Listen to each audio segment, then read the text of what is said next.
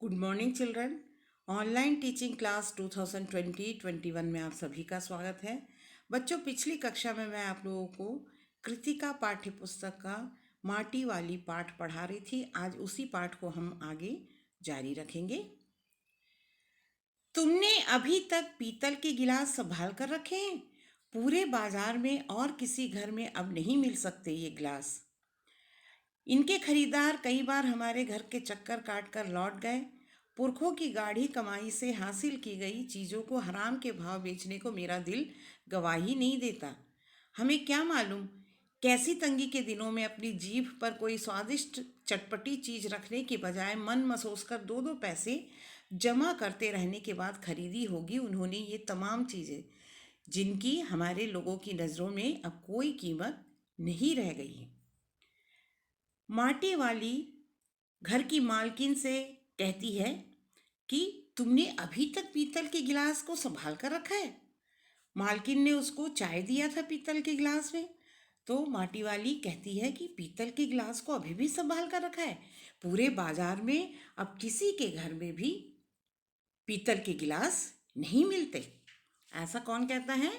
माटी वाली मालकिन से कहती है। मालकिन कहती है, हाँ, इनके खरीदार कई बार हमारे घर के चक्कर काट कर लौट गए। यानी इस पीतल के गिलास को खरीदने कई सारे खरीदार आए, हमारे घर के चक्कर काट कर वो लोग वापस चले गए। पुरखों की गाढ़ी कमाई से हासिल की गई चीज़ों को हराम के भाव बेचने को मेरा दिल गवाही नहीं देता। मालकिन आगे कहती है कि हमारे जो पुरखे हैं उनके द्वारा, हमारे जो पूर्वज हैं उनके द्वारा अपनी मेहनत की कमाई से हासिल की गई ये चीज़ें, यानी मेहनत की कमाई से खरीदी हुई ऐसी चीज़ों को सस्ते दामों में बेचने को मेरा दिल मानता नहीं है। हमें क्या मालूम कैसी तंगी के दिनों में अपनी जीभ पर कोई स्वादिष्ट चटपटी चीज़ रखने के बजाय मन बसोस कर दो दो पैसे जमा करते रहने के बाद खरीदी होगी उन्होंने ये तमाम चीज़ें। मालकिन आगे कहती है कि क्या मालूम उन्होंने अपने मुसीबत के दिनों में कोई भी स्वादिष्ट चीज़ खाने की उनकी इच्छा भी रही होगी, कोई चटपटी चीज़ खाने की इच्छा भी रही होगी, लेकिन उन सारी चीज़ों को न खाकर मन मसोस कर दो दो पैसे जमा करके उन्होंने ये सारी चीज़ें खरीदी होगी, जिसकी आज हमारे लोगों की नज़रों में कोई कीमत ही नहीं रह गई है। अक्सर देखा जाता है जो पूर्वज कोई भी चीज़ें खरीद कर रखे रहते हैं, बड़ी मुसीबत से उसको खरीदते हैं बेचारे। कोई अपने शौक़ को पूरा ना करते हुए सब खरीद कर घर में जमा करते हैं, लेकिन जो उनकी आगे की पीढ़ी के लोग हैं उसको उसकी कोई वैल्यू समझते नहीं है, उसकी कोई कीमत समझते नहीं है और उसको सस्ते दामों में बेच देते हैं। बाजार में जाकर पीतल का भाव पूछो जरा, दाम सुनकर दिमाग चकराने लगता है। मालकिन कह रही कि बाजार में जाकर अगर पीतल का भाव पूछते हैं तो हमारा दिमाग जो है चकराने लगता है, और ये व्यापारी हमारे घरों में हराम के भाव इकट्ठा कर ले जाते हैं तमाम बर्तन भांडे। जब हम दुकान में कोई चीज़ खरीदने जाते हैं पीतल की वस्तु, तो उसका दाम सुनकर हम चक्कर में पड़ जाते हैं, लेकिन वही व्यापारी जब हमारे घर से इन चीज़ों को ले जाते हैं, पीतल के बर्तन भांडे ले जाते हैं, तो सस्ते दामों में खरीद कर ले जाते हैं। कांसे के बर्तन भी गायब हो गए हैं आजकल घरों से, ऐसा मालकिन कहती है। इतनी लंबी बात नहीं सोचते बाकी लोग। अब जिस घर में जाओ वहाँ या तो स्टील के भांडे दिखाई देते या फिर कांच और चीनी मिट्टी के। क्या कहती है कि आजकल लोग लंबी बात सोचते नहीं हैं। आजकल जो है घर में स्टील और कांच के या चीनी मिट्टी के बर्तन ही हमको दिखाई देते हैं। आजकल लोग पीतल के बर्तन, कांसे के बर्तन नहीं रखते हैं अपने घरों में। मालकिन कहती है, अपनी चीज़ का मोह बहुत बुरा होता है। मैं तो सोचकर पागल हो जाती हूँ कि अब इस उम्र में इस शहर को छोड़कर हम जाएंगे कहाँ। माटी वाली कह रही है कि अपनी चीज़ का मोह बहुत बुरा होता है, यानी अपनी कोई भी चीज़ है उसके प्रति हमारा जो प्रेम है, मोह है, वो बहुत ही बुरा होता है।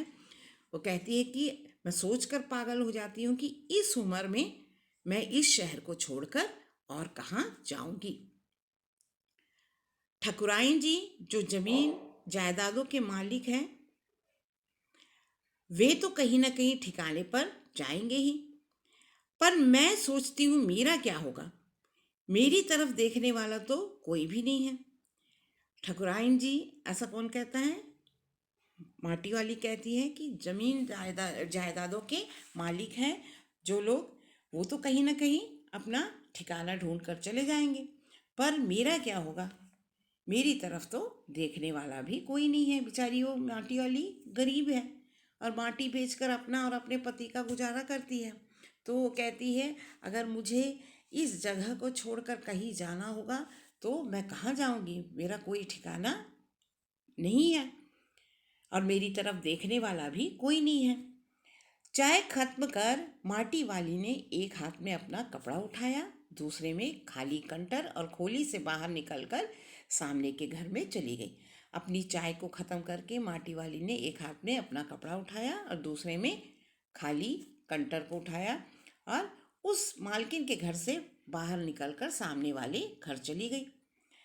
उस घर में भी कल हर हालत में मिट्टी ले आने के आदेश के साथ उसे 2 रोटियां मिल गई। एक बच्ची बुलाने आई थी, कामिनी, जो 9-10 साल की है।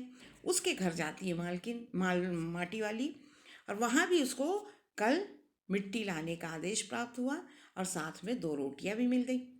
उन्हें भी उसने अपने कपड़े के एक दूसरे छोर में बांध लिया। लोग जाने तो जाने कि वह ये रोटियां अपने बुढ़े के लिए ले जा रही है। वो किसके लिए ले जा रही है ये रोटियां? अपने बुढ़े यानी अपने पति के लिए ले जा रही है। उसके घर पहुंचते ही अशक्त बुढ़ा कातर नजरों से उसकी ओर देखने लगता है। घर पहुंचते ही जो उसका पति है, जो बिल्कुल अशक्त है, यानी बहुत ही कमज़ोर है, चल फिर नहीं सकता, वो बड़े ही कातर नज़रों से, बहुत ही बेचैन नज़रों से उसकी ओर देखने लगेगा। वह घर में रसोई बनने का इंतज़ार करने लगता है। बेचारी माटी वाली सवेरे माटी बेचने जाती है, शाम को घर पहुंचती है। उसके घर पहुंचने के बाद ही खाना बनता है, रोटी बनती है। तो वो बूढ़ा, उसका पति, उसके इंतज़ार में रहता है कि कब वो घर आए और रसोई बनेगी हमारे घर, यानी कब मेरे लिए रोटी बनाएगी। आज वह घर पहुंचते ही 3 रोटियां अपने बूढ़े के हवाले कर देगी। माटी वाली सोचती है कि आज मैं घर पहुंचते ही 3 रोटियां अपने पति को दे दूंगी। रोटियों को देखते ही चेहरा खिल उठेगा बूढ़े का। वो सोचती है कि रोटियों को देखते ही मेरे पति का चेहरा खिल उठेगा, और साथ में ऐसा भी बोल दूंगी, साग तो कुछ है नहीं अभी। और तब उसे आवाज़ सुनाई देगा, भूख मीठी कि भोजन भोजन मीठा। साथ में वो कहती है कि साथ में मैं ऐसा भी बोल दूंगी, साग तो कुछ है नहीं अभी।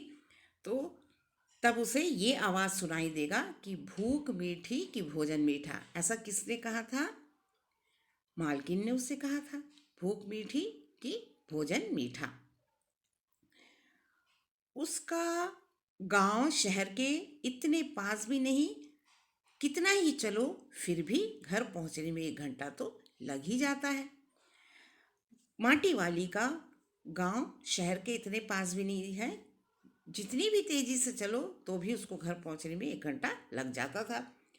रोज सुबह निकल जाती है वह अपने घर से और पूरा दिन माटा खान में मिट्टी खोदने, फिर विभिन्न स्थानों में फैले घरों तक उसे ढोने में बीत जाता है। वह दिन भर मिट्टी खोदने में लगा देती है। रोज सुबह घर से निकलती है और पूरा दिन मिट्टी के खदान में मिट्टी खोदने और उस मिट्टी को विभिन्न स्थानों में फैले हुए घरों तक पहुंचाने में उसका समय निकल जाता है। घर पहुंचने से पहले रात घिरने लगती है, घर पहुंचने से पहले अंधेरा होने लगता है। उसके पास अपना कोई खेत भी नहीं है, जमीन का एक भी टुकड़ा नहीं है। झोपड़ी जिसमें वह रहती है गांव के एक ठाकुर की जमीन पर खड़ी है। उसकी जमीन पर रहने की एवज में उस भले आदमी के घर पर भी माटी वाली को कई तरह के कामों की बेगार करनी होती है। उस ठाकुर के जमीन पर इसकी झोपड़ी खड़ी है, इसलिए उसकी जमीन पर रहने की कारण जो है, उस वो आदमी, वो जो ठाकुर है भला आदमी है, इसलिए तो उसने अपने ज़मीन पर उसको झोपड़ी बनाने दी है।